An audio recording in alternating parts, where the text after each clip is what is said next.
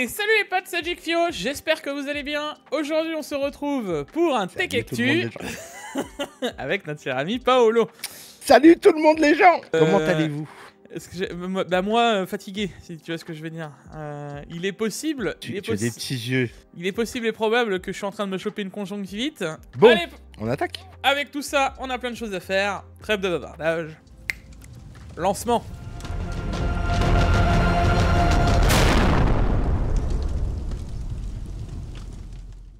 La vidéo d'aujourd'hui est sponsorisée par CDK Offer. Bon, je pense que CDK Offer maintenant, tout le monde le connaît sur la chaîne, c'est le partenaire depuis de nombreuses années. Alors comme d'habitude, ce qui nous intéresse, c'est la clé Windows 10 Pro. Petite note, il faut quand même penser que si vous installez Windows 10 Home, Windows 10 Pro, vous vous doutez que ce n'est pas adapté, donc prenez bien la bonne clé en fonction de ce que vous avez besoin. Pour Windows 10 Pro, on la retrouvera pour une vingtaine d'euros, mais avec le code JIG20, vous économiserez 20% qui sont toujours bons à prendre. Une fois le paiement effectué, on attend 1 à 2 minutes et on se donne rendez-vous dans le User Center. Ici, vous retrouverez toutes les clés que vous avez achetées, vous copiez-collez la clé Windows que vous venez d'acheter, et pour terminer, on se donnera rendez-vous dans les paramètres d'activation de Windows, on copie-collera sa clé et votre Windows sera activé. Bon, nous revoilà les potes, comme d'habitude, le like, l'abonnement, les réseaux sociaux et tout ce qui s'ensuit. N'oubliez pas... Je suis bientôt à 700. Ah tiens, mais j'ai dit, il faut... Je suis bientôt à 700 abonnés sur Facebook et sur YouTube. Moi, j'ai mon contenu, il commence à arriver, là. Je bosse dessus. Et derrière, il y a des choses qui ont changé. Ouais, on voit qu'il y a le fond vert, on voit que... Regardez, d'un Switch à l'autre, il y a Paolo, j'ai aussi entendu qu'il voudrait reprendre un peu du stream. Il serait temps, depuis le temps que je lui dis qu'il serait temps qu'il reprenne un peu parce que je suis officiellement même pas chômeur. Je suis même pas chômeur, les gars. J'ai plus de travail tout court. J'ai même pas le RSA. J'ai rien du tout, j'ai pas de travail. Donc il faut que je retrouve du travail. Parce que c'est ça quand on est auto-entrepreneur, les gars. Quand t'as plus de travail, t'as plus de travail. Et là, j'ai plus de boulot. J'ai pas envie de rentrer dans les détails, sinon je vais devenir con. Dans tous les cas, les gars, n'hésitez pas à le suivre sur les réseaux, sur Twitch, etc. Parce que tu vas reprendre doucement le taf là-dessus, dans tout ce qui est animation Twitch. Dans tous les cas, on va attaquer avec les news insolites de cette semaine. Et cette semaine, on attaque tout de suite avec une 2070 qui est ressortie des bas-fonds de gauche et de droite. Et... une carte, ni vue ni connue, avec 2304 cœurs à la place de 2176. Il y a plein de cartes comme ça, des fois, qui réapparaissent, tu sais pas pourquoi. Et donc ça, c'était sûrement un échantillon d'ingénierie d'NVIDIA. Mais en termes de performance, c'est ça qui est assez rigolo, c'est qu'on voit qu'à la base, avec un BIOS classique, elle sort des scores plus ou moins classiques, mais avec son shunt et tout ce qu'elle avait comme puissance à la base, elle sort beaucoup plus. On parle quasiment de un bon 15, presque 20%. 20%, hein. Ouais, ça commence à se discuter, 20% de perf en plus, ça joue. Hein. Moi, ce qui m'inquiète le plus sur ce que tu viens de m'envoyer, c'est les photos, là. Le mec, il la prend en photo dans sa voiture. Ouais, on dirait qu'il... Je sais pas. Je pense qu'il l'a récupéré de quelque part comme ça, tu vois, parce que ça, c'est vraiment de l'échantillon, et tu vois même qu'elle était écrite GTX à l'époque. Donc, ça voudrait dire que à la toute base, les 2000, elles étaient même pas sûres de s'appeler RTX. C'est vraiment encore... ça s'est peut-être décidé au dernier moment, tu vois. Un jour, elles réapparaissent. Mais c'est toujours comme ça, hein. Mais c'est toujours 5-6 ans après, hein. Elles réapparaissent pas pendant... Non, c'est toujours 5-6 ans après, donc c'est quand même bien caché. Et en parlant des cartes graphiques cachées, bientôt vous allez pouvoir chercher les Radeon chez MSI. Ce sera un easter egg, bientôt les Radeon chez MSI. Donc, non, mais je tacle un peu MSI, mais ça reste quand même assez improbable. Donc là, ils ont essayé de clarifier la situation, comme quoi ils arrêteraient pas de travailler avec AMD, etc. d'un point de vue des cartes graphiques. Je sais pas si vous vous souvenez, il y a de ça 4-5 ans, ouais 5 ans, Nvidia s'était fait taper sur les doigts déjà parce que ils avaient voulu faire un truc, une clause de concurrence avec les partenaires en mode qu'ils voulaient plus les mêmes modèles chez Nvidia et que si les partenaires faisaient du haut de gamme chez AMD, ils auraient moins de placement de puces. Enfin, c'était un truc de ouf avec Nvidia et AMD. D'ailleurs, Nvidia s'était fait rattraper là-dessus, il était tapé sur les doigts à l'époque. Les constructeurs, alors là, c'est surtout en bas, tu le vois, pour vous donner une idée, Asus en RTX 40, ils ont 100 cartes en en Nvidia, 19 cartes en RX 7000. Gigabyte, ils ont 86 cartes en 40, en 7000, 12 cartes. MSI, ils ont 147 cartes en... en Nvidia et 4 cartes en RX 7000. Ouais. Ils ont pas l'air de trop apprécier par des RX 7000. Hein. Donc voilà, quand tu pars de ce principe, tu comprends vite que oui, l'intérêt de faire du AMD pour MSI, il est très très limite. Hein. Alors comme ils disent, oui, non, nous ne sommes pas en guerre contre AMD, nous faisons toujours les cartes mères et c'est très important pour nous, blablabla. Bla, bla, bla. Ouais. Après, c'est une décision d'entreprise, hein, chacun fait ce qu'il veut, tu vois. Je trouve pas ça incroyable parce que je suis quasiment certain qu'ils ont des fans qui aiment AMD et qui aiment MSI et au final ils trouvent pas chaussons à leurs pieds, tu vois. Déjà je me dis c'est un peu normal que les constructeurs les gens achètent plus de Nvidia au final que de AMD parce qu'au final ils en fabriquent plus en Nvidia. Ils ont plus de lignes de fabrication d'Nvidia que de RX. Moi, il y a plusieurs choses. On peut vite fait faire un petit débat philosophique là-dessus, mais il y a plusieurs choses qui découlent de ça. Un, le marketing d'NVIDIA étant ultra agressif, et vous savez que c'est bien contre la chose lequel je me bats le plus. Deux, le fait que les constructeurs suivent la marche d'NVIDIA, ça veut dire qu'ils rentrent dans leur marketing ultra agressif et l'acceptent. Et il y a quand même un truc qu'il faut laisser à NVIDIA, c'est qu'actuellement, ils sont plus performants au point de vue des technos et des choses en face, tu vois. C'est la loi de marché. Logique, s'il y a plus de Nvidia qui se vendent, que ce soit plus d'Nvidia qui soit fabriqué et qu'il y ait un plus gros panel de cartes. Après, s'ils en fabriquent pas, qu'ils viennent pas se plaindre qu'ils en vendent pas non plus. Parce que là, pour 100 cartes chez Asus, 100 modèles de RTX 40, il y a 19 modèles de RX t'as 19% quoi. Donc, et c'est quasiment la même chose pour Gigabyte, tu vois. Alors que MSI, c'est vraiment... MSI, ils s'en foutent, ils veulent pas. Ils le font par dépit, j'ai l'impression, tu vois.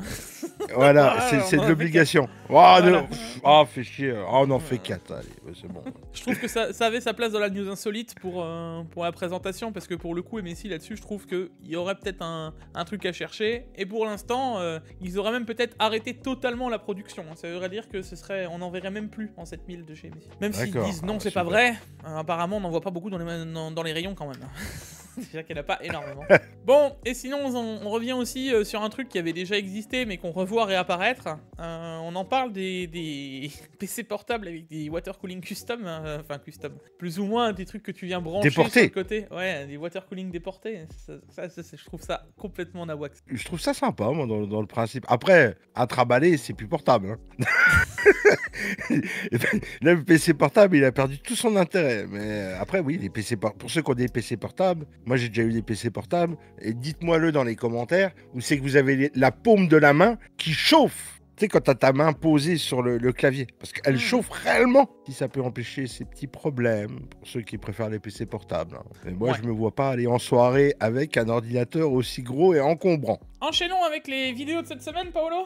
Et pour ça, on a notre cher MT Hightech qui nous a fait un petit top des meilleurs boîtiers gamers en 2024 avec petit budget, du petit jusqu'à des budgets à 200 €. Il n'est pas parti dans des budgets allant jusqu'à 600 ou 700 balles dans les boîtiers, parce qu'après ça peut monter très très très vite, hein, c'est un peu comme dans tous les composants. MT Hightech a un petit setup sympa, je trouve. Ah ouais, ça à l'arrière, son setup, j'aime beaucoup ce qu'il a fait maintenant. Ouais, c'est propre, ça fait un petit style chez lui, maison, cossu, bois. Si vous avez envie d'avoir des avis et son avis d'expert là-dessus, je vous invite à aller voir sa vidéo. Bien sûr, n'oubliez pas le like et de soutenir avec tout ce qui va bien derrière. N'hésitez surtout pas et en plus, à lui écrire que le MD7 c'est le meilleur. Comme d'habitude, bombardez les commentaires. Je suis juste impatient de voir qui râle et qui doivent tester un MD7 aussi.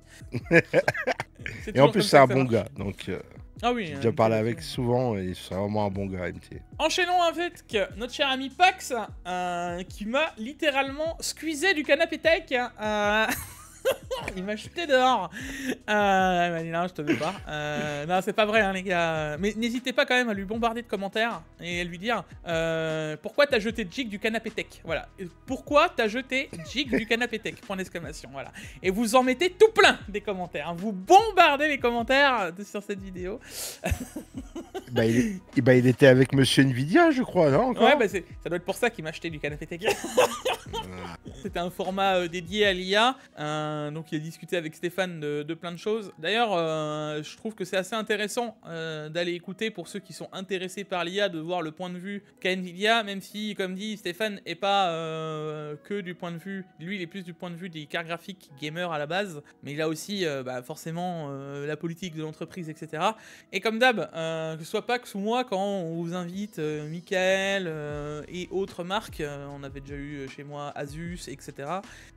C'est toujours un format que je trouve agréable parce que là, c'est directement les marques qui répondent aux questions que nous, on peut poser. Donc, le format est sympa. Je vous invite à aller voir ça. Et de toute manière, comme vous pouvez le voir, 57 minutes, c'est que Pax, il a en plus, à mon avis, dû le raccourcir. Donc, j'aurais même pas eu... Enfin, on n'a même pas pu intervenir comme on intervient d'habitude. Donc, je vous invite à aller voir parce que je soutiens de toute façon ce genre de format et ce genre de concept puisque je le fais aussi. Donc, n'hésitez pas à aller voir ça. Et pour le coup, j'ai trouvé ça un minimum intéressant. Bon, enchaînons ensuite avec les promos de cette semaine. Et je ramène un truc que si vous n'avez pas vu, d'ailleurs, je vous ai fait une petite vidéo sur les top config là pour les 2 prochains mois avec les produits, etc. On a réussi à rattraper finalement les prix qu'on avait dans la vidéo d'il y a 2 mois, mais avec des composants encore plus haut de gamme. Donc clairement, on voit qu'on est dans un trou dans la tech actuellement et qu'on est dans un calme. Et forcément, avec moins de demandes, ça fait qu'il y a plus de baisse de prix sur plein de produits. Là, tu vois, on a un truc qui est vraiment intéressant, c'est la Sapphire pure.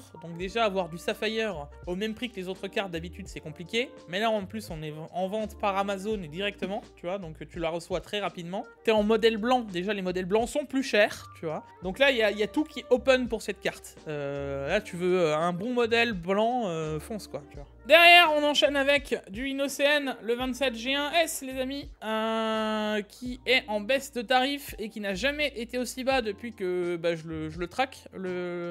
D'habitude, c'est toujours 290, 285 €. Et là, à 270 €, ça fait encore mieux en termes de rapport performance-prix, de rapport qualité-prix pour cet écran. Donc, n'hésitez surtout pas. Je le rappelle que, à mon sens, c'est le meilleur écran VA que je n'ai jamais testé et qu'il est aussi bon que certains IPS. Voilà, voire même meilleur que certains haut de gamme IPS. J'en dirai pas plus, on en reparlera dans peu de temps. Et si vous avez des doutes, n'hésitez surtout pas à voir un test anglais, puisqu'il n'y a que les anglais qui l'ont testé jusqu'alors, et vous allez être très surpris de cet écran. Je rappelle, un Quad HD 240 Hz, en termes de DCI-P3, on est ok aussi. Alors en sRGB, je crois on est à 100%, enfin tout va bien sur cet écran, tout est bon quoi, donc foncez. On enchaînera aussi avec l'article Liquid Freezer 3 qui, comme on l'avait dit la semaine dernière pour MT, fait partie du meilleur rapport performance-prix. Je rappelle que celui-là on est en 360 alors que MT avait testé un 240 et un 360 à 77 €. Ça vaut vraiment le coup. Alors certes c'est pas la version RGB ou ARGB, mais bon le coup là t'as au moins un bon water cooling performant pour pas cher. Donc si tu as envie de tester, fonce. Et ça reste un 360 quoi. Il y a encore 2-3 ans, on trouvait pas un 360 à moins de 150-200 €. Ouais. Enchaînons ensuite avec les Kioxa Xperia Pro 2 Tera en NVMe les gars, à 124 €, un SSD 2 Tera en PCIe Gen 4 de cette qualité là, en 2 Tera, bon courage. Là il est vraiment intéressant quand tu vois le prix des réaugmentations des SSD quoi. Oui, vu le prix d'augmentation. Moi, on avait acheté avec Gérald un 4 Tera. On l'avait acheté 200 et quelques euros, 208 € je crois. Et je crois que maintenant il est à 240. Je dis oui, il a pris 40 balles. Oui, et ça dépend encore quel de Tera, parce que ça dépend des puces, ça dépend de plein de choses. Là, tu es sur déjà un haut de gamme à la base en termes de SSD. Alors Kioxia, pour ceux qui se poseraient la question, je ne savais pas quelle était la marque à la base derrière. Mais c'est du Toshiba, hein, en fait. C'est une descendance de Toshiba, donc on a quand même un minimum de feedback.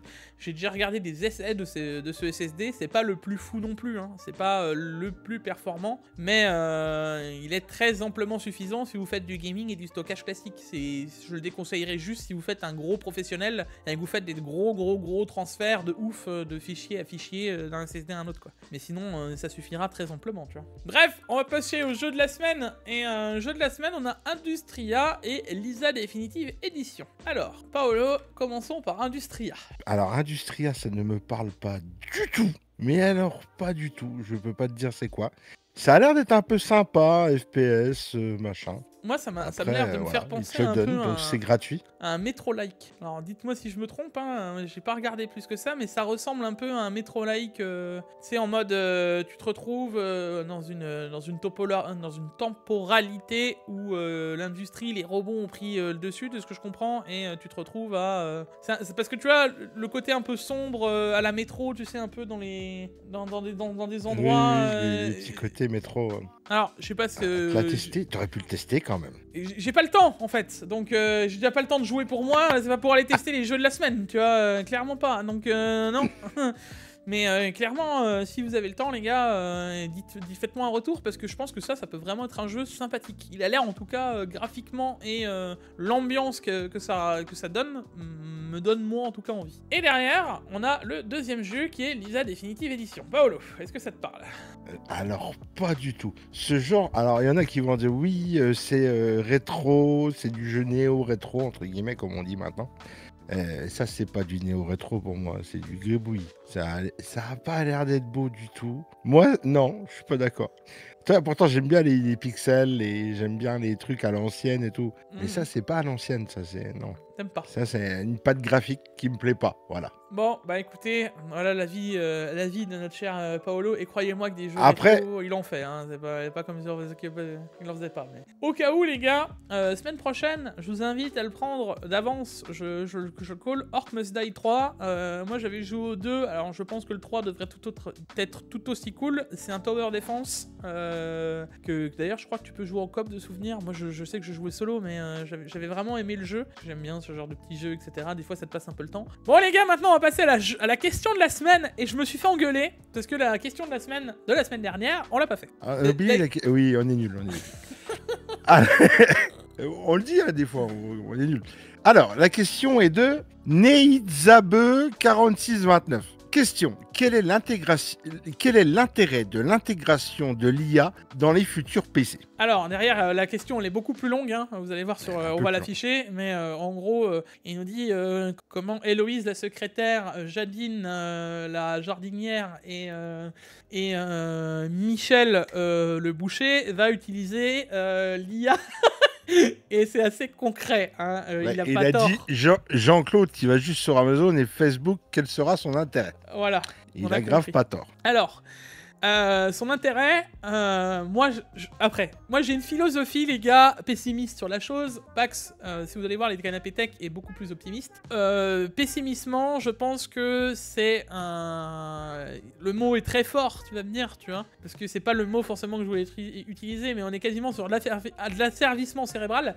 Parce que le mot est très fort, mais au final, c'est à ça que ça va nous amener doucement, dans le principe où, du moment où tu n'as pas envie de te fatiguer à réfléchir, l'IA va le faire à ta place. Donc derrière, l'IA va pouvoir aussi driver ta vie comme elle l'entend. Tu vois ce que je veux dire? Exactement. Alors ça, je te donne pas tort, mais moi, ce que je vois, c'est Jarvis. Hein. Vois-le autrement, d'accord? Ouais, moi, Jarvis. Alors, ok, ça va nous empêcher de réfléchir, nous. Mais par contre, moi, je vois Jarvis. Je vois Jarvis dans le sens, tiens, tu peux me faire ça? M'envoyer un mail me faire ça? Oui, sans me prendre la tête. Te faciliter la vie, déjà. Attends. Je vois... Oui, mais alors... Attends, pour moi, tu te trompes sur un truc. J'entends Jarvis, je le vois aussi, d'accord? Maintenant, pose-toi la question de qui a créé Jarvis? Un être humain. Non, le Jarvis que tu vois parce que toi, tu parles de Jarvis d'Iron Man, je pense. D'accord? Oui. Oui. Derrière, justement, c'est Iron Man. C'est un mec qui a réfléchi à comment va être utilisé Jarvis. d'accord? Quand le double de Maléfique, je sais plus comment il s'appelle là, dans je sais plus quel film, et qui veut détruire toute la planète. Quand son double Maléfique il arrive, et qu'il n'est pas piloté par quelqu'un de plus intelligent que lui, qu'est-ce qui se passe? Ah, il se passe de la merde. C'est dans... Je vois c'est lequel. Marvel.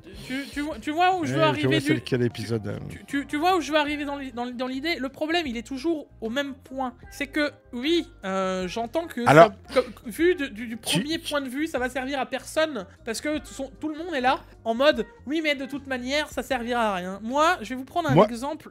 L'exemple concret, ma mère. À l'époque, j'ai un oncle qui lui avait dit, tu verras, dans les années 80, je vous parle de ça, d'accord? Donc elle m'a raconté de l'époque. Elle me racontait à l'époque, il lui disait « Ouais, tu verras, Internet, ça va être incroyable. Un jour, tu pourras même commander tes courses. Tu pourras les commander et on va te les ramener chez toi. » Et ma mère, elle l'a regardé avec des grands yeux ronds, en mode « Et à quoi ça sert ? Pourquoi j'irai pas faire mes courses moi-même dans mon supermarché ?» C'est qui a eu raison? Je vous le dis d'avance. Maintenant, les gens n'ont même plus envie d'y aller. Alors, je fais souvent mes courses. Alors, moi, je me fais pas livrer. Je vais chercher mes courses au drive et je fais mes courses sur le net. On était en mode, mais ça ne servira à personne. Tu vois ce que je veux dire? Et maintenant, non. Tout le monde l'utilise. Donc, le problème, il va être là. La facilité et la simplicité facilitent le fait, à mon sens, tu vois, d'un point de vue des gens, facilite le fait de l'utilisation. Ça veut dire qu'au début, comme tu dis Jean-Claude dans le commentaire, ne l'utilisera pas, mais quand Jean-Claude va se rendre compte que par exemple, quand il va être sur Amazon et que l'algorithme qui est derrière est 2 fois plus puissant que ce qu'utilise Amazon et va lui proposer que des produits qui l'intéressent vraiment, il va flâner beaucoup plus sur Amazon. Et à l'inverse, il aura plus qu'à dire Jarvis, commande-moi tel produit. Il aura plus besoin d'aller cliquer. Parce que faut se rendre compte d'un point de vue métadonnées, ce que représente un clic de votre souris. C'est un déplacement vers un bouton d'une confirmation d'achat. Alors que, ouais, achète-moi tel produit, et au moment où vous l'avez dit, pim pam, c'est acheté, c'est pas du tout la même action. Ça va ajouter plein de choses, l'IA. Pas tous bonnes, attention, parce qu'on va vers un abrutisme. Ceux qui seront abrutis, ils seront toujours, autant. Mais l'IA, ça va apporter plein de choses pour monsieur et madame tout le monde. On arrive au moment où, encore une fois, en fonction de l'algo, parce qu'on en revient toujours pareil, hein, une IA, je le redis, c'est un algorithme, hein, d'accord? L'algo, il va te pousser des trucs, il y en a plein qui disent « Oui, mais moi, j'ai plein de conneries sur mon algorithme. » Bah, c'est peut-être parce que dans ton algorithme, parce que tu les regardes. Plein de conneries, en fait. Donc, demain, t'as besoin de faire une lettre de motivation. T'auras plus besoin d'aller sur un chat GPT pour la taper et la coller dans ton Word. Tu demanderas à ton PC de taper ta lettre de motivation. Quand tu voudras faire un exercice comptable, peu importe, ce sera pareil. Il y a un truc, je vous le dis, c'est l'histoire qui fait que c'est comme ça. Il y a toujours eu des moments dans l'histoire où il y a eu des choses qui ont simplifié la vie à une population à un moment T, et que ça a tellement simplifié la vie à cette population T qu'elle s'est fait manger par une autre population. Ça a toujours été comme ça. Désolé, voilà, ça a toujours été réel, tu vois. Et ben, si tu réfléchis comme ça, il y a un moment où ça va poser un problème concret. Parce que les gens qui ont inventé ces technos-là, s'il n'y a pas d'autres gens qui viennent par le bas pour réinventer quelque chose derrière, on va avoir un problème à un moment, tu vois. Oui, le mot IA, algorithme, etc., il est présent partout, tout le monde en parle, ça brûle les lèvres de tout le monde. Ça va simplifier la vie dans tous les sens. Mais de là à, mon sens, à ne plus réfléchir par soi-même, parce que finalement c'est l'infini de Jean-Claude, d'accord? C'est qu'il n'a plus besoin de réfléchir à grand-chose, parce que quand tu lui demanderas le truc, il va le faire de lui-même. Moi, ça me pose un problème moral, tu vois. Mais l'IA, elle a dit que... Compliqué tout ça, c'est compliqué. Mais je pense qu'on s'est éloigné de la question, qu'est-ce que ça peut apporter au PC en lui-même, tu vois, pour monsieur tout le monde. Donc je te dis, moi je pense une reconnaissance vocale, tu peux automatiser des choses, automatiser l'envoi d'un mail, de tes courses, de plein de choses, dans le jeu vidéo, une pub qui sera plus... Moi je le vois d'un point de vue... Pour quelqu'un de lambda, ça va être beaucoup plus limité. Pour quelqu'un qui bosse avec son PC, je le vois dans plein d'améliorations, dans plein de sens. Et ça, pour avoir discuté avec 2 monteurs vidéo qui m'ont dit la même chose, eux, par exemple, ils l'utilisent en termes d'outils. En fait, il y en a plein qui ont pensé que... Et ça, j'ai eu cette discussion vraiment pas longtemps. D'ailleurs, il va se reconnaître, hein. Ouais, mais c'est pas quelqu'un de lambda. Et je suis À moins totalement... que quelqu'un qui fait du montage vidéo, c'est pas quelqu'un de lambda. Dans ces cas-là, j'ai envie de te dire, le ray tracing, ça parle à personne, parce que c'est finalement personne de lambda n'en avait besoin. Oui. On en revient toujours au même truc, c'est qu'une techno qui est donnée à un moment T donné, c'est un truc qui va être réutilisé dans d'autres situations. Exactement. Et qu'un truc qui n'est pas utile à quelqu'un de lambda à un moment T ne le sera peut-être plus dans 2 ans. Et là, on en revient au point de vue que je t'ai dit au début avec ma mère. Dans les années 80, personne ne voulait faire ses courses par internet. Maintenant, le gain cognitif là-dessus, il peut être très vite bridé et écrit par quelqu'un d'autre. Donc l'IA, à mon sens, oui, d'accord, mais il faut vraiment avoir ça dans l'esprit, que tout ce qui est dit, écrit, vivant à travers l'IA est la réflexion de quelqu'un derrière. Moi, la réflexion que j'ai là-dessus, c'est qu'on vit dans un monde où c'est qu'on peut être complètement déséquilibré, surtout. Tu peux jouer H24, avoir la tête dans TikTok H24. Tu peux devenir un zombie à rester chez toi. Mais je pense qu'il faut réussir à personnellement s'équilibrer et à se dire, on va sortir, on va aller au magasin, on va prendre l'air. Il faut arriver à s'auto-équilibrer soi-même. Et déjà ça, je pense que c'est dur. Ça, c'est mon avis à moi. Après... Et je pense qu'on peut finir la question de la semaine là-dessus. On a été beaucoup plus philosophique et sur beaucoup de choses, mais au moins, on a été beaucoup plus large. Dans tous les cas, les gars, n'hésitez pas à mettre question 2 points, réponse 2 points pour savoir ce que vous en pensez. Et puis voilà, en tout cas, c'est un point de vue philosophique et truc. Et si vous voulez un peu plus de trucs sur l'IA et des réflexions comme ça, on en a chez Pax beaucoup dans le canapé tech, lui et moi. Pax qui est beaucoup plus optimiste que moi qui suis beaucoup plus pessimiste. En tout cas, croyez-moi que moi sur l'IA, pour l'instant, je demande à voir. Je suis un peu un saint Thomas, moi. Hein, je crois que ce que je vois, quoi. Tu es pessimiste tout le temps, souvent. Non, c'est pas vrai, je suis très optimiste sur plein de choses, en vrai, sur comment ça se passe, etc. Quand ça parle d'un point de vue entrepreneurial, d'entreprise, je veux dire, tu vois, d'un truc comme ça, de gens qui veulent te mener dans un endroit, j'y crois difficilement, parce que ça fait longtemps qu'on voit qu'on nous prend pour des abrutis. Donc, bon, d'un moment, oui, t'as du mal à y croire, tu vois. Bon, tu peux pas le voir d'un point de vue optimiste.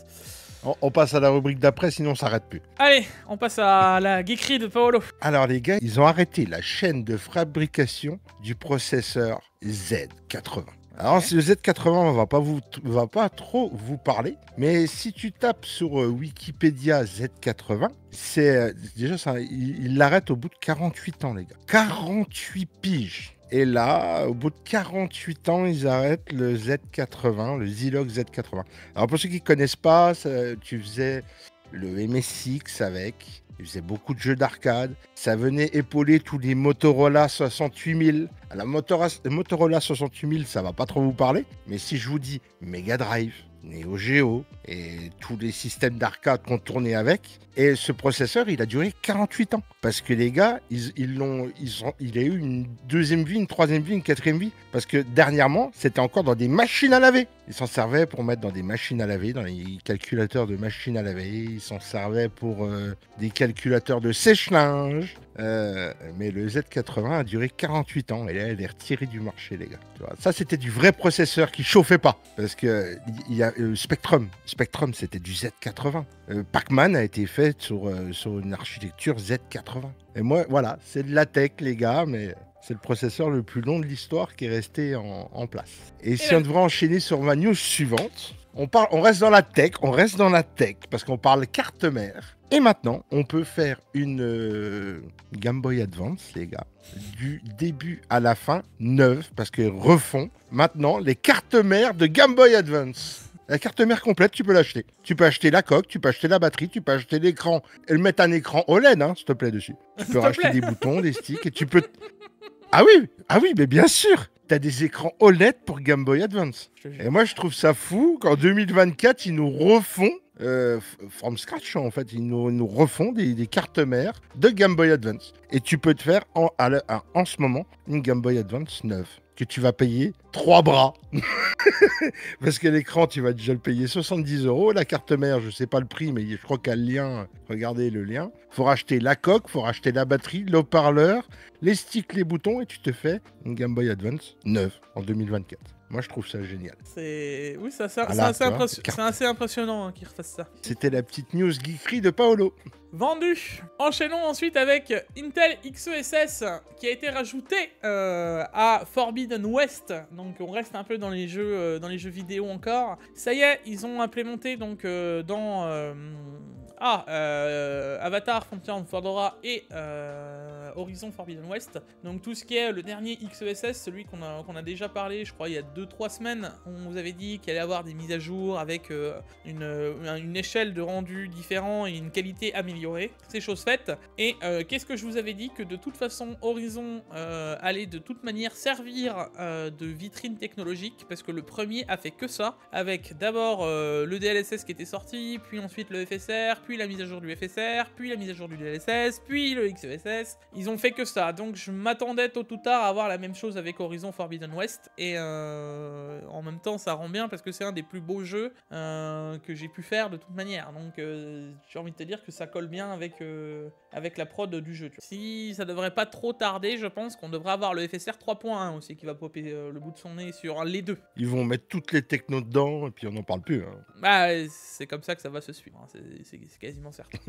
On enchaînera ensuite avec le lancement de l'Unreal Engine 5.4 et le TSR amélioré. Le TSR qui n'est plus ni moins qu'une techno d'upscaling à la DLSS FSR, donc qui aussi améliore les performances du ray tracing matériel d'un point de vue plus rapide. Et donc le Temporal Super Resolution.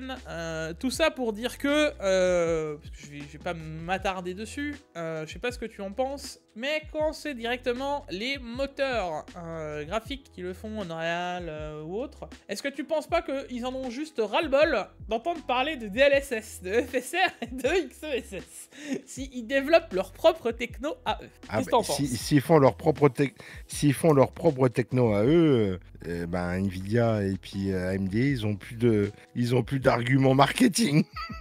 On en revient toujours au même principe. Est-ce que vous croyez qu'un développeur, déjà on sait qu'un développeur c'est un mec, quand je dis feignant, je m'entends, pour un truc simple, ne va pas chercher très compliqué. Je pense que quand tu as une technologie qui est implémentée directement, un truc que tu utilises tout le temps, et que t'as pas besoin de rajouter 15 trucs différents pour faire la même chose à la fin, eh ben tu utilises la techno qui est implémentée. Entre Sony et le PSSR, entre le TSR, entre le Microsoft SR, entre le DLSS, le FSR, le XeSS, et il y aura tellement de techno à un moment que je vous le dis, ça doit devenir un argument non avenu en marketing pour les marques de ce point de vue-là, et puis ben ils vont faire. Bon allez, on n'en parle plus, de toute façon ça sert à rien, puisque les gens de toute façon ils en ont dans tous les sens, donc et ce sera réglé. Puis maintenant tout est sous Windows natif, donc voilà. Moi je vais vous poser une question, les gens qui regardent le Tech Actu là. Moi, il y a des jeux, des fois je les lance, je vais dans les options, et je comprends rien du tout. Je vais au tâton, je tâtonne, tiens, je mets ça, j'active ça, je descends un peu ça, je remonte un peu ça. Je sais pas réellement ce qui prend le plus de perf ou ce qui prend le moins de perf, qu'est-ce qu'il faut activer, qu'est-ce qu'il faut pas activer. Bah, je vais dans les jeux, je vais dans les options, mais j'y vais au tâton. Ouais, mais faut regarder des tutos. J'ai pas envie de regarder un tuto, je viens de mettre le jeu, je veux jouer, je veux pas regarder un tuto. C'est relou. Tu sais, mets-moi un truc automatique, ça marche, on n'en parle plus, quoi, tu vois. Bon, enchaînons avec Roccat qui disparaît. Roccat repasse sous la bannière, enfin passe plutôt, parce que repasse, on savait qu'ils avaient été rachetés par Turtle Beach depuis 2019, je crois, ouais c'est ça, 2019. Et du coup maintenant ça y est, ils disparaissent sous la bannière directement de Turtle Beach. Mais, on va pas s'attarder dessus de toute façon, mais grosso modo, parce qu'il y en a peut-être qui sont fans de Roccat et qui vont se dire ah ouais non mais du coup on aura pu la cône AIMO, machin, la souris, etc. Non, en gros ce sera maintenant juste plus la Roccat cône quelque chose, ce sera la Turtle Beach cône. Et en gros ils veulent tout officialiser. Tu vas avoir des claviers souris. Turtle Beach. Tu vas avoir des Turtle Beach. Ouais. C'est toi qui aimais bien Turtle Beach à l'époque, il y a longtemps. À l'époque, ouais, en casque, je trouvais ça pas forcément horrible, tu vois, et ça marchait plus ou moins bien, donc... Mais ça, je te parle de ça en 2010, tu vois. Ouais, bah, parce que c'était... Turtle Beach était connu comme une marque de console, plus qu'une marque de PC, tu vois. Donc, et en rachetant Roccat, je pense qu'ils veulent vraiment s'intégrer maintenant Et dans un monde où le PC est de moins en moins différencié de la console, parce que maintenant il y en a qui jouent clavier-souris même sur console, il y a de moins en moins d'intérêt d'avoir deux marques différentes. Tu vois ce que je veux dire? Quand tu veux en racheter une, autant mettre tout sous ta même bannière. D'un point de vue marketing, d'un point de vue plein de choses, tu vois. Alors moi je vais me taper la honte sur ton YouTube, Jig, mais je ne sais pas jouer clavier-souris. Je sais jouer manette, je sais jouer arcade stick, mais je ne sais pas jouer clavier-souris. Ça s'apprend. Après, il y a des jeux, je me verrais jamais jouer clavier-souris. Un FPS, j'arrive un peu à comprendre pourquoi tu joues clavier-souris, mais tout ce qui est TPS, tout ça, machin, jeu solo narratif, God of War, truc, manette quoi, tu vois, jeu de plateforme. Non, je peux te dire que c'est tellement plus efficace au clavier-souris. Tu prends un Horizon Forbidden West. God of War clavier-souris. Mais bien entendu, quand tu veux balancer ta hache, t'es 2 fois plus précis qu'avec une manette, mais à des années-lumière. Oui, t'es plus précis, mais est-ce que t'as le même ressenti jeu vidéo? T'as l'impression d'être sur un PC? Bah non. Oh, j'ai du mal. Je me verrais pas jouer un Tomb Raider, je me le vois pas jouer. Pareil, un Tomb Raider, t'es beaucoup plus précis, ça n'a rien à voir. Il y a des jeux comme Rocket League par exemple, où oui, la manette s'impose, tu vois, pour beaucoup de gens, mais dans plein de jeux, maintenant, tu ne pourras plus monter sur une manette. Hein. Enchaînons avec Nvidia, qui maintenant, c'est la 3e entreprise la plus riche du monde. Eux, le Computex, ils s'en fichent. Ils avaient pas de keynote à la base, c'est pas grave, ils l'a créé.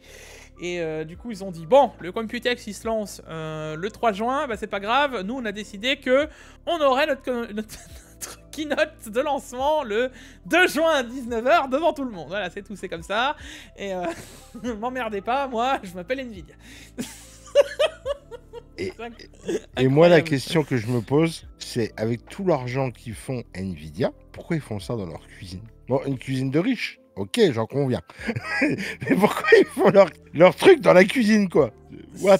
Ça a toujours été comme ça, Jensen l'a toujours fait dans ce décor-là depuis les RTX 2000, je te dirais, et je pense que c'est resté un peu un... Quand tu cuisines, tu crées quelque chose. Tu vois ce que je veux dire? Je pense que c'est Enfin, je me trompe peut-être, mais c'est ce côté-là. Bon, après, maintenant, Jensen, c'est resté un mème, tu le revois des fois popper dans ce sens-là comme ça, mais je crois pas que même de souvenirs, les RTX 4000 s'étaient passés dans ce décor-là. C'était vraiment à l'époque des RTX 3000 et 2000, je crois qu'il y avait déjà eu un truc comme ça. Dans tous les cas, si vous voulez suivre les keynotes, donc Nvidia vient se rajouter dedans, à voir si c'est confirmé et concret. Ensuite, vous pourrez enchaîner avec AMD et Lisa Su qui est censée faire le discours d'ouverture du coup.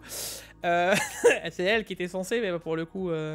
Et voilà, quand Nvidia décide que c'est pas comme ça. Qualcomm, Intel, Mediatek, Supermicro, NXP et Delta. Donc moi je pense que je couvrirai sûrement AMD et Intel en fonction de ce qui va être plus ou moins leaké, annoncé, voir s'il y a des choses intéressantes. Moi je m'attends, je vous le dis, pour le 3 juin, donc du côté d'AMD, avoir parlé du Ryzen 9000 et on aura peut-être mais toute fin de la keynote, un petit leak sur des possibles RX 8000, comme ils avaient fait il y a 2 ans avec un petit cheveu qui arrive sur la soupe, tu vois, genre on n'a pas grand chose mais juste pour nous mettre l'eau à la bouche, donc je suis juste curieux de voir si ça va être le cas ou pas. Ensuite on enchaîne avec la ROG Ally, les gars, qui a enfin le Fluid Motion Frame, désormais officiellement pris en charge, donc vous allez pouvoir améliorer avec le Fluid Motion Frame la fluidité des jeux via le pilote AMD. Maintenant, comme je vous dis, la FMF est vraiment à utiliser que dans des cas très spécifiques, que dans des situations où ça ne bouge pas beaucoup à l'écran, etc. Parce que du moment où tu bouges un peu trop, ça se désactive beaucoup trop vite à mon sens. J'espère qu'AMD va encore l'améliorer jusqu'alors, mais sur ce genre de format de console, je pense qu'il y a peut-être un intérêt, comme sur le 8700G ou autre. Console qui m'a l'air franchement pas mal à l'œil. Moi je l'ai eu dans les mains, elle a une bonne prise en main, elle est sympa, l'écran est sympa, dommage qu'il n'est pas OLED. C'est le seul truc qu'on peut lui reprocher, ouais, c'est l'écran pas OLED. Mais franchement elle est bien. Il me semble que si la plus haut de gamme elle est OLED. Et surtout le prix quoi. Je t'avoue que... Comme on disait l'autre jour dans le Tech Actu, c'est vraiment pas cher. Tu t'en trouves à pas cher. Je t'avoue que maintenant il y a tellement de consoles PC portables là, qui sont sorties en l'espace de peu de temps avec tellement de specs specs dans tous les sens de chaque, je ne sais plus qui est quoi et qui a quoi dedans. Au début, j'essayais de suivre, mais t'en as tellement qui sortent à la semaine que tu vois des trucs passer, tu fais ah d'accord, et tu veux pas l'enregistrer, tu sais, tu veux pas, mais tu te dis ah ouais d'accord, il a ces specs là, et puis tu t'en vas et du coup t'effaces doucement ce que tu savais déjà. Truc assez fun fact que j'aurais quasiment pu mettre parce que quand c'est tellement rare de voir ça, c'est que Sapphire nous ressortent une carte mère en mini ITX pour donc les Ryzen 7000, 9000, 8000 en fonction. Et qu'est-ce que je la trouve ultra sexy avec la manière d'où elle est faite. Ça va trop bien avec une carte graphique Nitro Plus quoi. C'est vraiment dans le même design. Donc si t'as envie de faire un build vraiment plus tiré vers du Sapphire, tu peux. Sachant que Sapphire, hein, pour ceux qui sauraient pas, c'est moins distribué chez nous que les cartes graphiques, mais ils font bien des cartes mères et même des boîtiers, hein, ventirades et tout. Hein, les boîtiers sont vraiment beaux. Et moi, je vais en acheter une des cartes mères comme ça, les gars. Ça coûte un bras. Et demi. Et justement, les Ryzen 9000, alors on va vous passer 2 news, hein, mais entre Asus et MSI qui ont déjà fait des fuites et même maintenant derrière une évolutivité qui a aussi été fuitée par Gigabyte, on s'attend à la confirmation des Ryzen 9000 et comme je vous l'ai dit, qui dit Ryzen 9000 dirait arriver, je pense, au moment du Computex. Ce serait pas si étonnant de les voir arriver, je pense, en juillet. C'est déjà arrivé, les sorties de processeurs en juillet, c'était les Ryzen 3000 de souvenir. Donc ça pourrait coller aux sorties et aux annonces du Computex. Ça tombe en juin, le temps que ça se mette en place, et qu'ils l'annoncent, qu'ils fassent un peu de hype, un peu de communication. Ça pourrait se redynamiser, je pense, en tout début juillet. Et je vais pas vous mentir que moi, j'apprécierais grandement que ce soit en début juillet, pour une simple et bonne raison. Ça nous laisserait le temps déjà, de faire les CPU avant de se taper toutes les cartes graphiques, tous les CPU du monde qui vont sortir tous en même temps. Donc je suis intimement persuadé pour ma santé mentale que ça va sortir en juillet. J'espère. Sinon on est mort. Et ils vont te ruiner, Jixio. Bah oui, mais après, enfin là, je suis assez hype parce que des premières annonces qu'on a, les Ryzen 9000 risquent vraiment d'envoyer du bois, tu vois. Oui, et donc je suis assez impatient. On a plein de leaks dans ce sens, donc j'espère que ça va se suivre. Et tant mieux, tu vois. Maintenant, à voir ce qui va suivre, tu vois. Qui dit Ryzen 9000 dit nouveau APU? Non, vu qu'il y a les 8000 qui viennent de sortir, je pense pas. Par contre, ce qui est bien, c'est qu'ils suivent les cartes mères jusqu'alors, ils suivent ce qu'ils ont dit. Ça veut dire que amélioration des mises à jour des BIOS vers la M5, tu vois, en amélioration. Maintenant, je tiens quand même à vous dire qu'ils avaient annoncé que c'était maintenu jusqu'en 2026. Alors, je vous fais un petit dessin, mais Ryzen 9000 sort maintenant, le temps que les X3D arrivent, on sera début d'année 2025, on aura de nouveau un an de battement, et c'est là où arrive la grande question. Est-ce qu'on aura des Ryzen 10000 ou 11000, je sais pas comment ça s'appellera d'ici là, mais sur ce socket, est-ce qu'on aura encore des CPU après? Et là, ça vous laisse juste vous poser une question, parce que les Ryzen 8000, oui, c'est bien, mais les Ryzen 8000, moi je les considère pas comme une gamme de CPU, c'est des refresh des 7000 moins bons avec un APU, donc il n'y a aucun intérêt à ces Ryzen 8000 hormis dans des cas très spécifiques. Donc pour moi ces CPU ils méritent même pas une gamme à part. Et tu te retrouves avec des Ryzen 9000, donc ça veut dire la deuxième gamme de CPU, Ryzen 7000, Ryzen 9000. Est-ce qu'on aura encore des Ryzen quelque chose après? Et là ça peut te laisser poser la question à te dire ah oui mais bon regarde les cartes mères elles ont une évolutivité. Non, c'est juste que AMD est beaucoup trop lent et sort des CPU tous les 2 ans. Mais est-ce qu'ils auront fait plus de CPU que Intel sur le même socket en LGA 1700? Pour l'instant je suis pas persuadé, tu vois. Ne croyez pas que AMD c'est Mère Teresa, quoi. Ne croyez pas que c'est la Croix-Rouge, hein. Ils sont pas là. Non, mais ils sont pas là pour vous faire des cadeaux, quoi. Hein. Donc à un moment, que ce soit AMD, Intel ou Nvidia, tous dans le même panier, quoi. Ça reste des entreprises avec des actionnaires derrière. Si ils peuvent vous la mettre, ils le feront. Point. Et c'est comme ça. Et j'ai pas de... Encore une fois, on en revient au sujet qu'on a eu la semaine dernière. J'ai pas de patrie, j'ai pas de maison, tu vois. Mais à un moment, il faut juste se dire que... je suis pas certain de l'évolutivité sur 15 ans, tu vois. J'ai pas de patrie, j'ai pas de maison. Rémi sans famille, je vais t'appeler. Mais non, mais... Intel vient de mettre aussi l'outil de lithographie le plus avancé du monde en route. Ça y est les gars, la machine d'Intel est en marche. Intel l'avait dit que de toute manière ils seraient les plus performants et ils ont mis les budgets pour. On parle d'un investissement qu'ils ont fait il y a 2 ans et demi. Hein. Elle a l'air incroyable cette machine en fait. C'est tellement le futur, tu comprends rien du tout. Ouais, mais dis-toi que ça c'est une parmi tant d'autres. Hein. Il y a plein de choses qui vont aller derrière. Et là du coup ils vont pouvoir concurrencer TSMC, même faire plus fort que TSMC, parce qu'ils ont les machines les plus performantes. Et avant que TSMC puisse les toucher, il va falloir qu'ils attendent, puisqu'ils ont précommandé les autres machines. Donc ce qui veut dire que c'est Intel qui est en tête de liste pour avoir les suivantes. Donc ils ont bien en avance. Et ils avaient dit qu'ils avaient investi dans cette réflexion.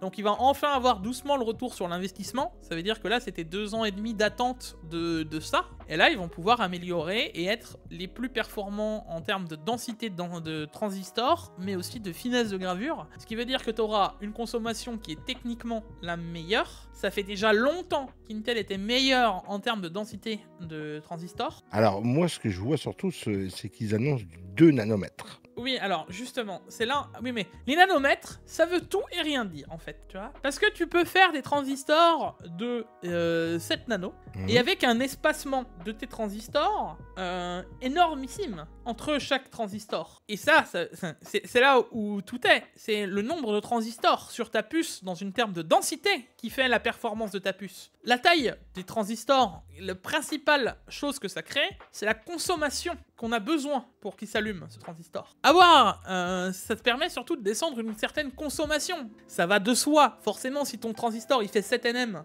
tu pourras vachement moins en mettre dans une densité que s'il fait du 2. Ça paraît logique, tu vois ce que je veux dire? Oui. Mais c'était pas pour autant que TSMC face à Intel. Intel, ils avaient déjà l'avance de la densité. Ça veut dire qu'ils arrivaient à mettre beaucoup plus de transistors pour des transistors plus gros. Ça veut dire que déjà, ils étaient un peu plus en avance que ça. Mais ils étaient toujours derrière TSMC parce que consommaient plus. Et au final, ils arrivaient à mettre plus de transistors parce que plus petits. Maintenant, on va passer dans une ère où Intel a toujours la facilité de mettre plus de transistors en densité sur un centimètre carré. Donc, ils vont être plus concurrentiels de ce point de vue-là. Ils vont être plus concurrentiels sur la finesse de gravure, donc techniquement parlant sur la consommation. Et vu qu'ils arrivent à être les plus petits et qu'ils arrivent déjà à être les meilleurs dans la densité, je vous laisse imaginer comment ça va être à lier les deux et être les meilleurs à tout point de vue. Alors moi ce qui me fait réagir, Jig, c'est qu'à l'époque on parlait, quand on était dans les processeurs de 20-24 nanomètres, je crois, que plus ils allaient descendre dans les températures, plus ça allait être compliqué de faire passer... Non, dans les tailles plutôt, parce que pas dans les tailles. De descendre dans les tailles, plus ça allait être compliqué de faire passer le courant, de faire passer les atomes de courant dans les circuits... Alors oui, techniquement parlant, on pourrait pas faire plus petit que du 1. C'est ce qui a été annoncé depuis des années. Le truc, c'est que pour l'instant, alors d'ailleurs Intel a déjà mis, puisque eux ils sont partis dans du 1.8, 1.4, c'est déjà annoncé, tu vois. Donc ils sont déjà dans cette réflexion. Et je pense que tôt ou tard, ça va être d'un point de vue physique, ils vont trouver un truc qui laissera passer différemment. Ça me paraît que ça. Ou alors, pendant un certain temps, on va faire de l'empilage. Donc là, c'est quand je vous bassinais il y a 2 ans avec ces... mais bon, c'est pas vraiment intéressant. Si, parce que c'est de là que tout part. Et c'est de là qu'on va pouvoir avoir des réflexions et des trucs. Et si vous revenez sur mes calculs il y a 2 ans, que je vous disais, les investissements que sont en train de faire Intel, à mon sens, sont très intéressants. C'était de ce point de vue-là, tu vois. Parce que il y a un vrai, réelle réflexion d'amélioration des puces. C'est fait par le fond. C'est pas fait par le haut je te mets quelques technos, tu vois. C'est pour ça aussi que, à mon sens, Nvidia vont avoir un moment un problème physique. C'est que ils sont pas à fondeur, en fait. Donc à un moment, il va falloir qu'ils s'orientent chez quelqu'un et ils vont s'orienter chez le meilleur. Là, ils ont acheté chez TSMC en avance, comme a fait Apple, etc. Intel, ils devaient doucement rigoler s'ils avaient déjà ce plan-là depuis des années en place, tu vois. Parce qu'ils se sont dit, allez-y, barrez-vous de chez nous, mais un jour, vous en mordrez les doigts, tu vois. Et faut pas non plus oublier que, à voir comment ça va se passer, mais ça va être très compliqué, même pour Intel, à mon sens, ou pour Nvidia, de se dire, on va faire fabriquer nos puces chez un concurrent direct. TSMC reste pas un concurrent, TSMC reste juste une fonderie. Intel est un concurrent direct de ces technologies d'IT. Je pense qu'à terme, ils auront tous leur fonderie chacun. Bah, pour l'instant, c'est pas le cas. Maintenant, un Nvidia demain qui veut faire une fonderie, les gars. Une fonderie, ça sort de terre en 5, 6, 7, 8 ans. T'es sûr qu'il faut autant de temps que ça? Bah, bien sûr que ça, bien sûr que oui, parce que la seule usine qui fabrique justement ces machines de pointe à la pointe aussi haut, t'en as d'autres, hein, mais les plus à la pointe, c'est ASML. C'est qu'une seule entreprise. Et cette entreprise, elle ne fabrique pas des machines comme ça tous les 2 jours, hein. C'est pas Mercedes qui te sort des voitures, hein.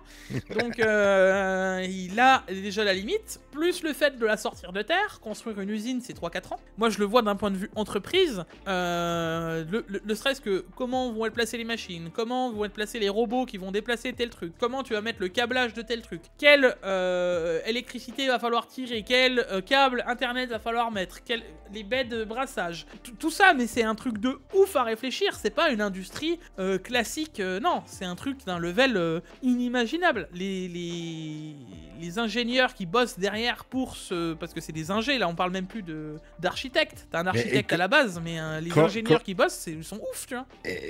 Moi, sincèrement, quand je vois ta machine, la photo là, j'ai l'impression que de l'autre côté, il va sortir un poulet tricatel, tu vois.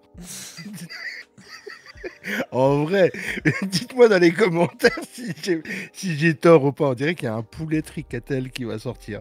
Bon, ça permet de passer à la news suivante. Sinon, on a des informations sur tout ce qui était Intel, les problèmes, des soucis Intel, les i9 qui crachaient. On a, alors pas une résolution, mais un élément de réponse plutôt, tu vois. Et un élément de réponse sur tout ce qui est... en fait, il y a des soucis de crash intermittents sur les i9. Eh ben, oui, il est possible parce que toutes les cartes mères sont un peu démentielles en termes de performance. Sur les performances de ces mêmes Intel qui vont dans tous les sens. Donc tu te retrouves avec des Asus qui se permettaient de mettre des... Alors, vous pouvez consommer 4095 watts sur le Power Limit 2, donc forcément, le Power Limit 2, il fait un peu ce qu'il veut dans sa vie, et c'est aussi pour ça que tu as des consommations énormes. Si vous revenez à l'époque du 13900K, je vous l'avais déjà dit.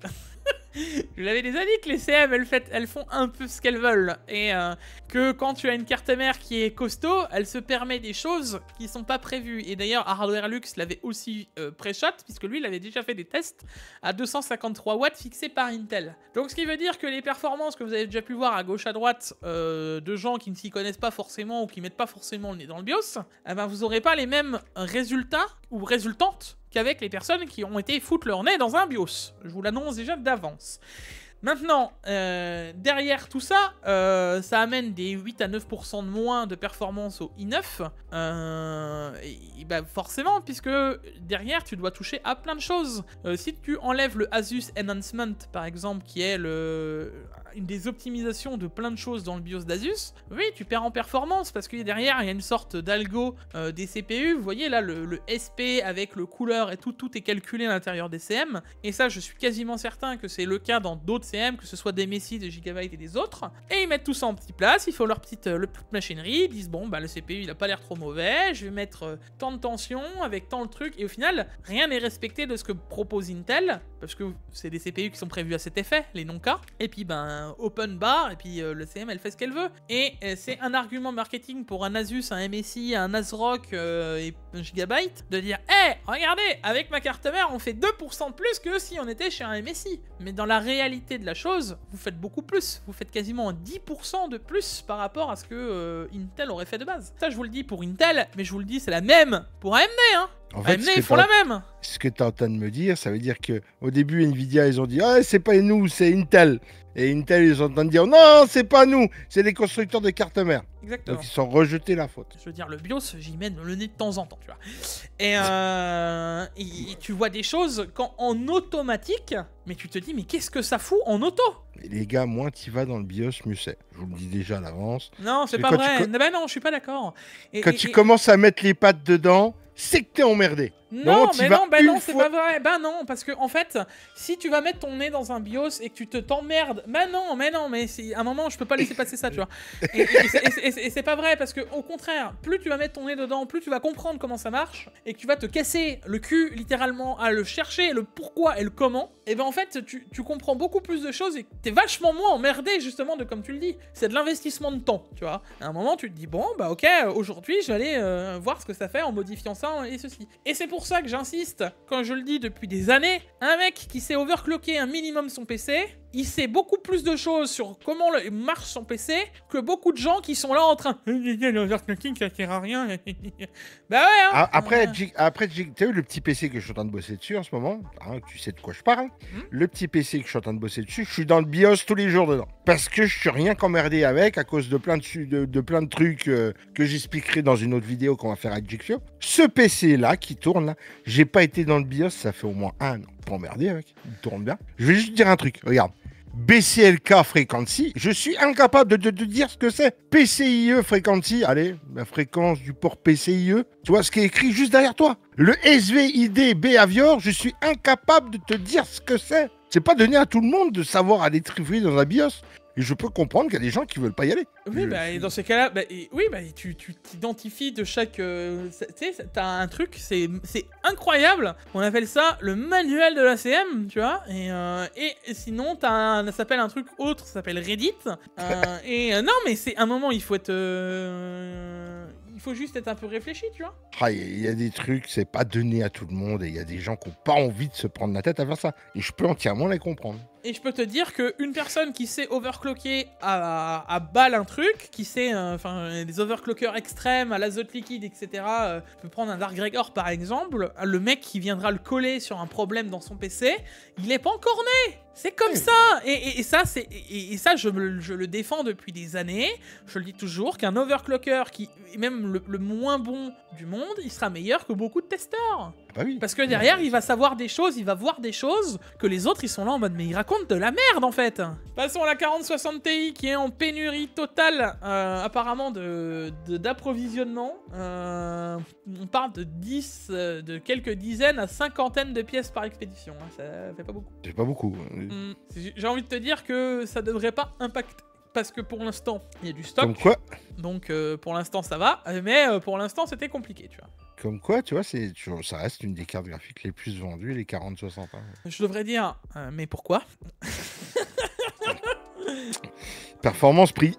Prix surtout. Oui, bien sûr, performance-prix. Alors, performance-prix reste que la carte n'était pas intéressante. Alors, elle le devient doucement, tu vois, mais elle n'était quand même pas intéressante. On parle d'un GPU à 400 balles qui est moins bonne que les autres GPU à 400 balles de la même proposition. Donc. Bon, ensuite, on passe aux rumeurs des RX 8000 qui pointeraient le bout de leur mémoire plus lente.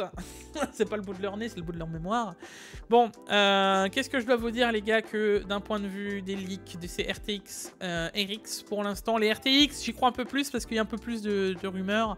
Moi, je vous redis un truc. Pour l'instant, venant d'AMD, j'y croirais pas. Et je vais vous rappeler des principes à peu près concrets.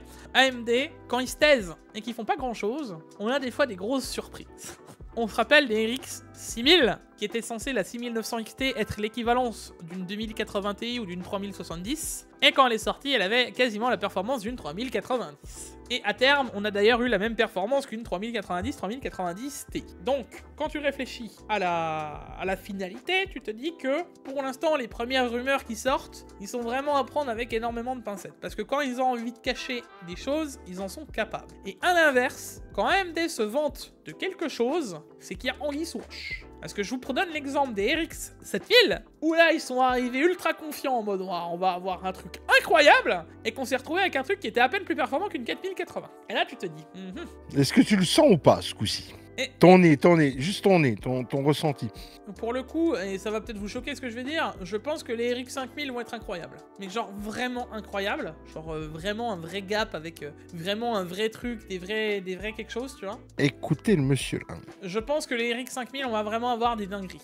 On va avoir une vraie évolution. Les RX 4000, c'était à mon sens un refresh 3000. On nous a mis une techno dedans. De toute manière, je vous le dis, quand on vend quand on vend du hardware par de la technologie, c'est que tu... C'est que le hardware il tient pas la route. C'est que l'hardware il tient pas la route. C'est que quand t'as une solution, tu sais, c'est toujours pareil. Quand tu caches des belles choses par des technologies et des machins, c'est comme quand tu passes le balai et que après tu soulèves le tapis pour mettre toute la poussière pour pas la ramasser et la mettre à la poubelle. Hein. C'est un peu la même chose. Voilà, c'est comme ça que moi je vois l'hardware, tu vois. Et je vois les RTX 5000 qui vont vraiment être une dinguerie parce que je m'attends à une révolution technologique, que ce soit hardware et software, avec tout ce qui va à côté, Windows, etc. Il va avoir un truc qui va faire qu'on va faire un cap en avant. Et puis, il y a la fameuse théorie qui dit que toutes les impairs sont meilleurs que les pairs. Les RX, de tout ce qu'on en a entendu jusqu'alors, si je devrais juste me baser sur... tu vois, je m'attends à un truc en performance-prix incroyable. Donc, quelque chose qui va vraiment concurrencer d'un terme monétaire les autres, tu vois, parce qu'ils vont être obligés de se placer comme ça. Mais je t'avoue que je m'attends vachement moins à quelque chose d'incroyable en termes de perf. Et je t'avoue que j'espère me tromper pour avoir une dinguerie. Moi, je sais pas. Je donne pas mon avis. RX 8000, ouais, ils auront peut-être des trucs pas trop chers qui charbonnent bien. C'est ce que j'attends d'AMD au final. Et on enchaînera avec EKWB. On a les accusations et la réponse déjà en même temps. C'est tombé dans la même semaine. EKWB qui a 2-3 petits problèmes d'impayés avec des fournisseurs, avec les employés, avec pas mal de choses. Et il y a Gamer Nexus qui en a fait une vidéo dédiée. Ça part un peu de la tourmente quand même pour EKWB. Hein. EK Waterblock, pour ceux qui connaissent pas, on les appelle aussi comme ça. C'est compliqué pour eux, hein. C'est vraiment compliqué pour eux. On sait en plus qu'il n'y a pas de ça si longtemps, il y avait une séparation de la moitié des employés. Hein. Tu vois, ils ont découvert qu'il y avait plus de 230 titres de Waterblock, qu'il y avait pour plus d'1 million de produits qui sont dans des invendus. Enfin, ça a l'air compliqué leur position actuellement. Tu vois, les revenus de KWB ont chuté de 32% en un an seulement.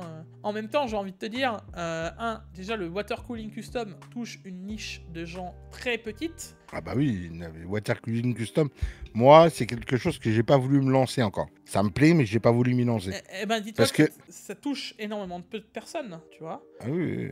Mais en plus, parce qu'il y a le en plus, les gens qui touchent du Water Cooling Custom, c'est des gens qui s'y connaissent. Il faut s'y connaître. Le problème, c'est qu'ils ont vu les prix doubler, voire tripler sur certains produits. Donc, des gens qui s'y connaissent un minimum. Eh ben, est-ce que c'est si étonnant que ça qu'à bout d'un moment, les gens ils disent mais attends, ils se foutent pas un peu de nous par hasard au KWB, tu vois? Eh ben, derrière les 32% de baisse, moi, ils me choquent pas. On voit des produits qui sont de plus en plus chers. Alors oui, c'est de l'élitisme, EK Waterblocks. Mais à un moment, l'élitisme, faut pas le pousser à l'extrême, quoi. Quand tu te dis que le Waterblock, il est bientôt plus cher que la carte graphique que tu mets en dessous, faut pas forcément non plus m'aimer dans les orties, quoi. Ça reste ni plus ni moins qu'une CNC, un bloc de cuivre qui est taillé dans la masse, quoi. À un moment, faut pas... La montée du prix du cuivre. Hein.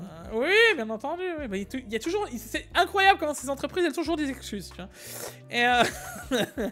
Et donc, entre-temps, le PDG a déjà fait une vidéo directement YouTube pour parler des trucs. Alors, pour beaucoup, ça a convaincu qu'en partie. Hein. C'est pas... tout le monde n'est pas très convaincu de cette réponse. Et à voir la suite, quoi. Il n'y a pas que eux sur le marché dans le water cooling custom, en plus. Non, bah pour moi, ceux qui font partie des meilleurs en termes de rapport performance-prix et de vraiment performance, même beauté, j'ai envie de te dire, c'est pour moi Alpha Cool, tu vois. Alpha Cool qui reste allemand et qui est excellent dans tout point de vue. Ils ont pas de la concurrence chinoise aussi sur les trucs un peu no-name, sur AliExpress, etc.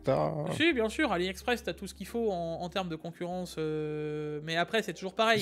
C'est toi qui m'avais dit que sur AliExpress, tu te fais un water cooling grave pas cher, qui tient la route. En vrai, un water cooling sur AliExpress en full, tu peux même, parce que nous on avait pris par exemple les blocs des 6900 XT, tu sais qu'on avait fait le record à l'époque avec Wizardy et tout, qu'on avait pris, tout venait d'AliExpress, quasiment les water blocks et tout venait d'AliExpress, c'est d'ailleurs pour ça qu'on a eu du temps à mettre en place cette vidéo. Le temps que ça arrive. Juste le water block, on l'avait payé 100 balles, 100 ou 110 balles, ils étaient moins chers les blocs à l'époque sur Ali que si on le prenait ailleurs. Et d'ailleurs, ailleurs, il n'y avait pas de blocs. Il y a plein de choses que je trouve, moi je dis chez les Chinois, mais c'est pas péjoratif loin de là. Il y a plein de choses que je trouve chez les Chinois que tu trouves pas ailleurs. Ils ont des trucs, c'est incroyable. Oui, bah regarde les cartes mères, la carte mère Sapphire, tu la trouveras que là-bas, et que sur le marché chinois. Bon, ensuite, Seagate qui nous annonce une hausse des prix sur les disques durs. Disques durs méca? Bah oui, bah le stockage, je t'ai dit qu'il est en train d'augmenter, tu sais, il y a plein de data centers qui partent dans tous les sens, avec plein de stockage et de besoins et de machin, bah forcément, il y a des prix qui augmentent dans tous les sens. Quand il y a beaucoup de demandes et qu'il y a moins de production, bah ça tire les prix vers le haut. Hein. Ça fait longtemps que ça me travaille d'acheter un gros 24 Tera pour enlever tous les disques durs que j'ai en plus dans mon ordi. Parce que j'ai 6 ou 7 disques durs dans mon ordi, je crois. Un mec, il a un as à la place d'un PC. On sait, et c'est pas plus mal qu'ils le préviennent. Ça veut dire qu'au moins vous pouvez pré-shot si vous avez besoin d'acheter du disque dur méca. Ben c'est le moment de l'acheter avant que ce soit vraiment trop cher, tu vois. Et je trouve que sur les années, ça a vraiment bien, vraiment bien prouvé leur construction. Hein. Ça a super bien prouvé leur construction. La fiabilité et tout, tu vois. La fiabilité surtout. Il y a des disques durs méca, ils tournent, ils ont encore 25 ans. Hein. Pour terminer, ça va quasiment dans le truc qu'on parlait avec Asus et Libios juste avant. Qualcomm qui nous joue du pipeau avec les Snapdragon Helix et plus. Donc en gros, ils sont doucement dans l'accusation de plein de gens que les benchmarks ils seraient pipotés. Moi j'ai vu passer, je dis ça comme ça, un tweet d'une personne que je connais, d'une marque, une marque bleue, sachez qui maintenant, qu'on vous a déjà vu sur cette chaîne, qui a dit « Tiens, c'est bizarre, ça ne m'étonne que très peu, c'est bizarre. » C'est benchmark. Voilà. Et on a déjà eu cette discussion avec lui, il me disait « Écoute, ça me paraît assez étonnant. » C'est benchmark. Et là, ça commence à sentir le sapin du point de vue benchmark, tout simplement parce que il nous parle comme quoi, oui, mais en fonction... Alors, Qualcomm rejette la faute sur le fait que Windows ne serait pas au top, tu vois, pour mettre en place ces benchmarks. Et d'un autre côté, les benchmarks n'ont pas été faits sur Apple, tu vois, sur l'émulation. Donc, la vraie question, qui est la dernière phrase de cet article, c'est « Mais alors, sur quel OS tournerait ces fabuleux benchmarks ?» On a eu quelqu'un dans les commentaires la semaine dernière, quand on parlait des PC ARM, et qui disait, lui, il a un PC, il est sous Windows, sous ARM, des logiciels natifs, il y en a 5 qui tournent. Il le dit bien dans les commentaires, ce que je te disais la semaine dernière.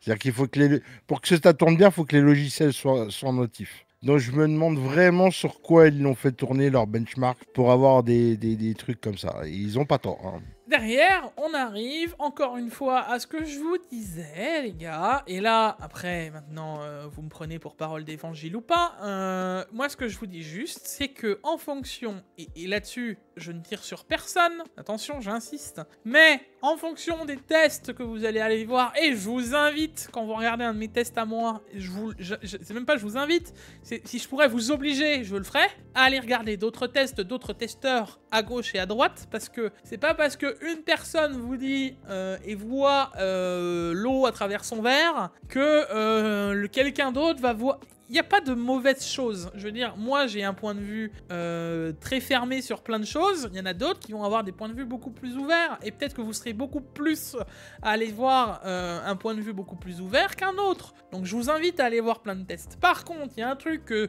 m'a prouvé le temps depuis que je fais du test. C'est que les benchmarks d'entreprise, voilà. C'est des benchmarks vendeurs. C'est des beaux graphiques, hein, mais comment, pourquoi, machin. Maintenant, marketingment parlant, je n'en peux plus de voir des entreprises qui se foutent de nous, parce que il est là, le truc, ils se foutent de notre gueule. C'est improbable. Et ça me rend dingue de voir ça, tu vois. J'arrive à comprendre le fait qu'ils veulent vendre leur beefsteak, tu vois. Donc, voilà, oui, mais des stats, on monte un peu les stats pour dire que c'est de la bête. Oui, mais derrière, c'est du pipeau. Ah, c'est du mytho. C'est complètement du mytho. Mais après, dans les techniques de vente frauduleuses, la mitonnerie n'est pas interdite. Hein.